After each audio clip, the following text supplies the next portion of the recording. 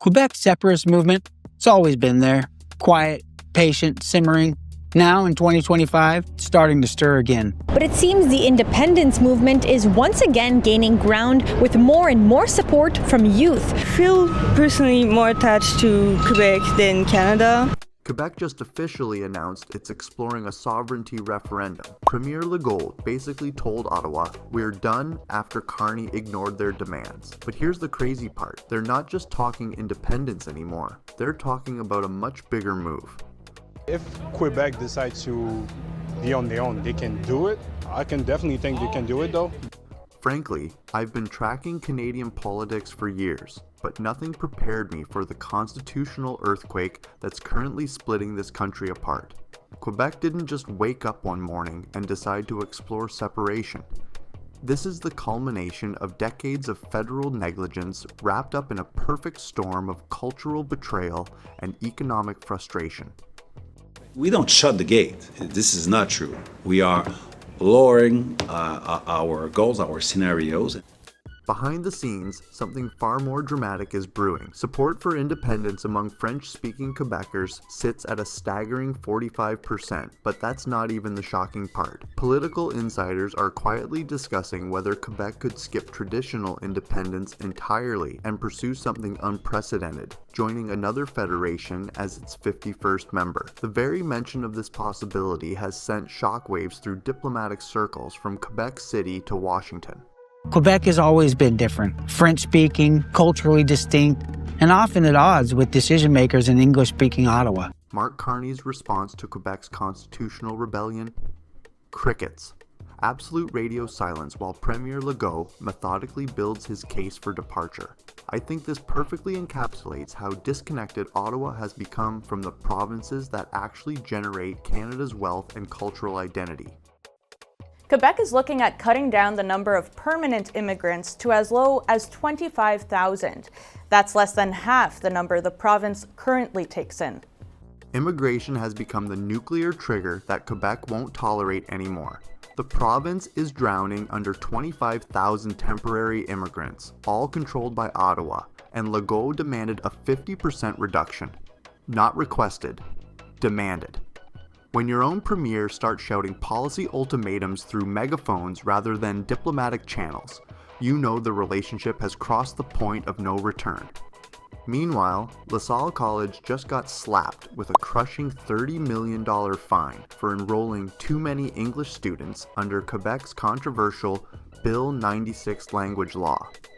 The legislation gives French legal priority over English, fundamentally challenging constitutional interpretation norms. But here's where Carney made his fatal mistake.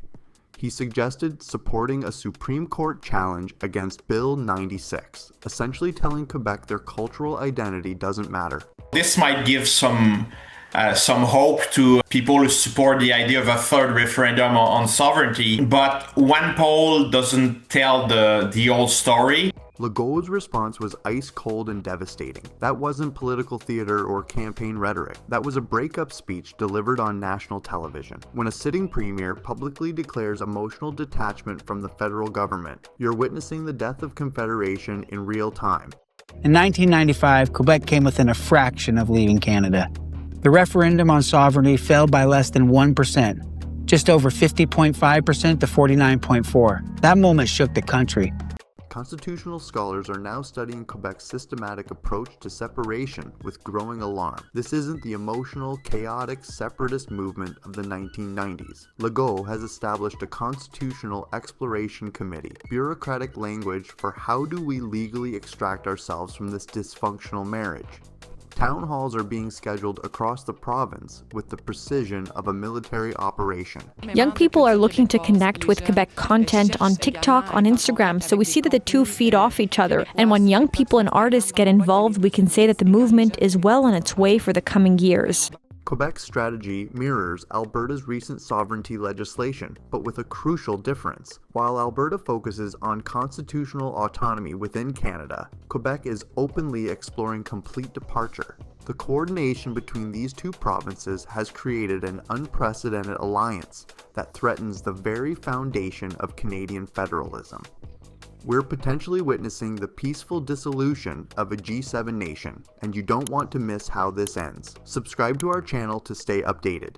I think it's interesting in a cultural way, but I still believe that there are some economic restriction that would not allow us to be independent. Economic realities make Quebec's separation more viable than most Canadians realize. The province controls massive hydroelectric resources, aerospace manufacturing, lumber exports, and agricultural production. Quebec isn't some economically dependent region begging for federal support. It's an economic powerhouse that's tired of subsidizing other provinces through equalization payments.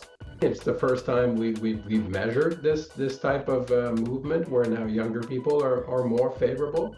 Polling data reveals the terrifying truth Ottawa refuses to acknowledge. Even among younger Quebec francophones aged 18 to 34, only 26% believe sovereignty is an outdated concept. That means 3/4 of Quebec's future voters either support separation or remain open to the possibility. Demographics alone suggest independent sentiment will only strengthen over time. We're happy, but on the other hand, it's been a long time we've been seeing a grassroots movement building among young people, those aged 15 to 25. International observers are taking Quebec's separation threat seriously because the province has credible alternatives to traditional independence. Rumors persist about exploratory discussions with other federations, creating leverage that previous sovereignty movements never possessed.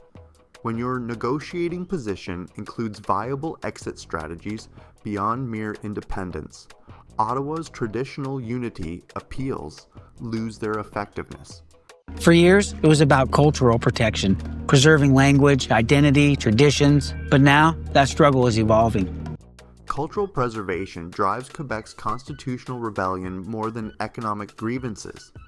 New French language requirements mandate that French text must be at least twice as large as English content on public signage, demonstrating Quebec's determination to protect Francophone identity regardless of federal objections. Students now must pass French examinations to receive CGEP diplomas, ensuring linguistic continuity across generations.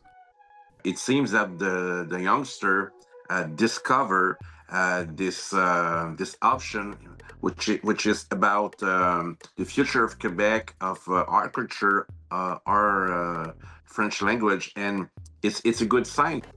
Carney's fundamental miscalculation involves treating Quebec like any other province demanding federal attention. Quebec operates as a distinct society with its own civil law system, cultural institutions, and national consciousness. Federal politicians who ignore these realities inevitably face the constitutional crisis now engulfing Canada. Quebecers are watching the federal government fumble its way through trade crisis, inflation, and energy battles, and they're asking, why stay in a system that doesn't work? Statistical evidence reveals Quebec's economic leverage in separation negotiations. The province generates 20% of Canada's GDP while consuming only 18% of federal spending, creating a net contribution that undermines Ottawa's dependency arguments. Quebec's $439 billion economy ranks larger than 15 individual countries, including Norway and Ireland, demonstrating that the province possesses sufficient economic foundation for sovereign governance. We've already seen Alberta challenge the federal government. Now Quebec might be next. Provincial unity between Quebec and Alberta creates nightmarish scenarios for federal strategists. These provinces represent opposite ends of Canada's political spectrum, yet both share identical frustrations with Ottawa's authoritarian overreach. When separatist movements synchronize across linguistic and ideological boundaries, federal unity becomes impossible to maintain. Ottawa barely held on, and the scars, they never fully healed. International precedents suggest Quebec's separation wouldn't create the economic catastrophe Ottawa predicts. Scotland's independence movement, Catalonia's sovereignty campaigns, and Brexit negotiations demonstrate that wealthy regions can successfully navigate complex constitutional transitions. Quebec possesses superior institutional capacity compared to many successful independence movements throughout history. Legault's methodical approach contrasts sharply with previous referendum campaigns that relied heavily on emotional appeals. Constitutional committees, legal frameworks, and administrative preparation suggest Quebec is building sustainable infrastructure for independence, rather than gambling on temporary political momentum. Quebec, they see this. And while it doesn't share Alberta's values or economy, it sees the same broken structure. Both provinces contribute heavily to the national economy, and both feel underrepresented. Federal silence speaks volumes about Ottawa's strategic bankruptcy. Carney could offer constitutional reforms, immigration concessions, or cultural recognition packages to address Quebec's grievances. Instead, his government provides recycled unity platitudes while Quebec systematically constructs its departure framework. The old assumption was that Quebec's grievances were cultural, Alberta's were economic. Now, they're the same. Regional fragmentation beyond Quebec threatens Canada's territorial integrity. Saskatchewan expresses growing frustration with federal energy policies. British Columbia resents healthcare interference, and the maritime provinces question equalization fairness. Quebec's departure could trigger a domino effect that leaves Ontario isolated as the sole defender of Canadian federalism. Constitutional lawyers recognize that Quebec possesses legitimate grounds for unilateral declaration of independence based on international self-determination principles. The 1995 referendum established that a simple majority vote could trigger sovereignty negotiations, creating a legal precedent that Legault's government can invoke if necessary. If companies are going abroad to recruit foreign temporary workers, they're paying somewhere between $12,000 and $15,000 every time they bring someone in. They are doing this because there's no one on the local market that are willing to take the job opportunities. Economic modeling suggests Quebec independence wouldn't devastate the provincial economy as federal politicians claim. Established trade relationships, geographic advantages, and institutional capacity provide foundations for successful sovereignty. Federal scare tactics lose credibility when economic realities contradict Ottawa's catastrophic predictions. And the federal government is still trying to please everyone by pleasing no one. Quebec, like Alberta, is now doing the math. How much does it pay into the system? How much does it get back? And more importantly, what could it gain by going it alone? Diplomatic recognition represents Quebec's strongest card in sovereignty negotiations. Multiple nations would likely recognize Quebec independence immediately, providing international legitimacy that federal governments cannot block through domestic political maneuvering. Quebec's cultural distinctiveness and democratic mandate create compelling cases for rapid diplomatic acceptance. Immigration policy remains an inflammatory issue that could trigger referendum timing. Ottawa's refusal to grant Quebec immigration control demonstrates federal contempt for provincial autonomy. Legault won't tolerate demographic transformation imposed by distant bureaucrats who don't understand Quebec's linguistic and cultural requirements.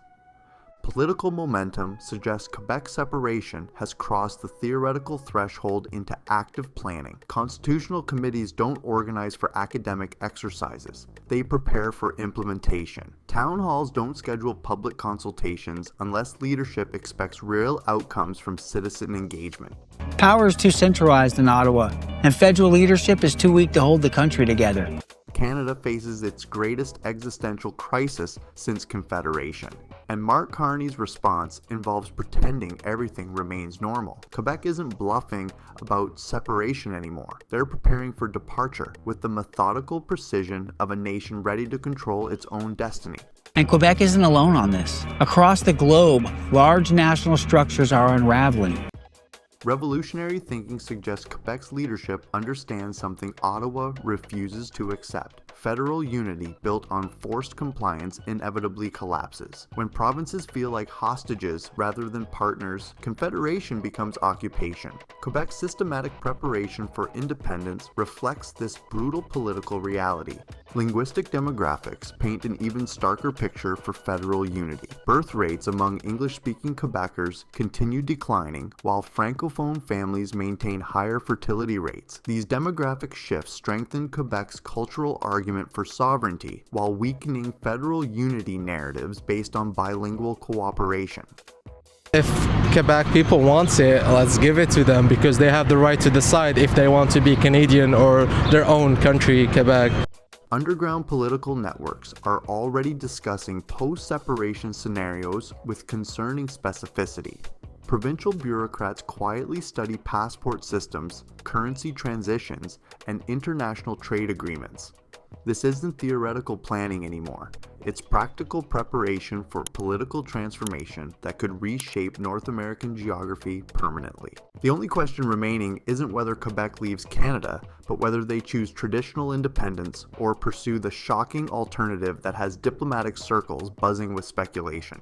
Subscribe now for future updates on this matter, because this constitutional crisis is just getting started.